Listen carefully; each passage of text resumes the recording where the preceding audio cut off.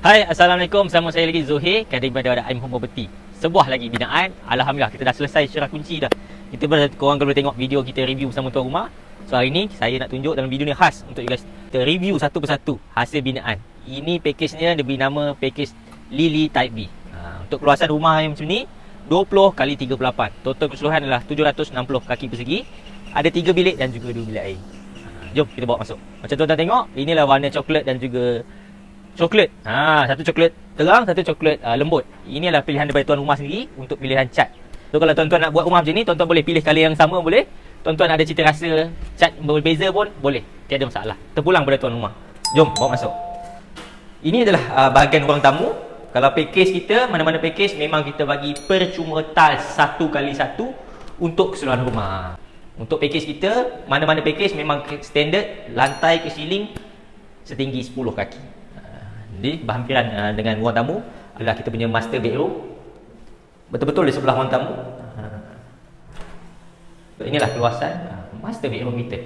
Ini kita punya tandas untuk master bedroom. Saiz dia adalah 6x4. Untuk tandas kita bagi percuma tiles sehingga 5 kaki tinggi. Untuk tiles rumah, tandas, dapur dan juga bilik air terpulang pada tuan rumah. Tuan rumah boleh memilih design yang tuan rumah nak. Begitu juga dengan tabletop. Jom kita bawa ke bilik yang kedua. Untuk bilik yang kedua dan juga ketiga, saiz dia 10 x 10 kaki. Untuk tingkap kita gunakan aluminium frame lah. Untuk package Dahlia, Lily dan juga Orchid, semua package lengkap piping dan juga wiring. Ini adalah tandas yang kedua, di tengah-tengah antara bilik kedua dan juga ketiga. Ini tuan rumah memilih untuk menggunakan tandas cangkung pada shower dan juga sinki. Kalau tuan-tuan nak pilih tandas duduk pun boleh, nak pilih tandas cangkung pun boleh, tak ada masalah. Ini adalah bilik yang ketiga, bersebelahan dengan bilik yang kedua tadi.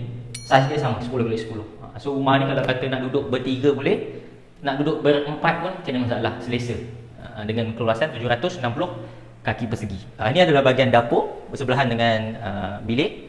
Tabletop kita 6x6. Ini kalau package standard 6 kaki panjang, lebar dia 4 kaki. Ini ada penambahan sikit pada tuan rumah lah, 6x6. Ini adalah pilihan tabletop dengan kertas design oleh tuan rumah sendiri. Macam mana tuan-tuan? Cantik kan? Inilah package Lily Type B, 3 bilik dan juga 2 bilik air. Keluasan adalah 20 x 38. Total keseluruhan 760 kaki persegi. Dan Alhamdulillah, untuk maklumat penonton, kita cover seluruh Semenanjung.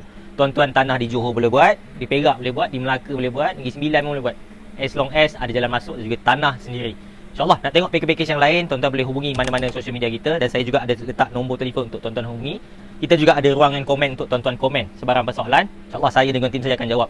InsyaAllah tuan-tuan nak bina rumah atas tanah sendiri, ingat Aim Home Property. Jumpa lagi dalam video akan datang. Assalamualaikum.